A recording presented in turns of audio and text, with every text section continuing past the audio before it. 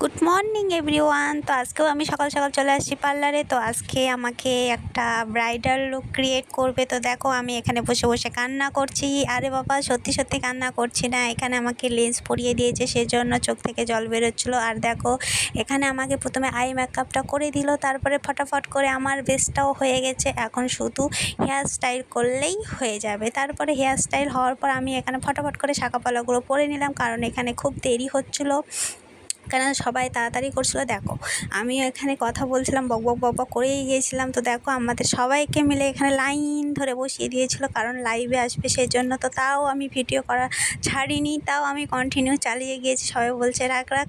তো দেখো আমি এখানে একটু ঢং করছিলাম। তো আমাকে কেমন লাগছে অবশ্যই জানিও। দেখো দেখো আমাকে কত সুন্দর দেখতে লাগছে। আরে বাবা, আমিই তো বলে দিলাম, এখন তোমাদের কেমন লাগবে অবশ্যই জানিও। তো এখন অনেকটা সুন্দর লেগেছে, আমার বাড়িতে যাচ্ছি। তার মিনি ব্লগটা এখান থেকেই, টাটা।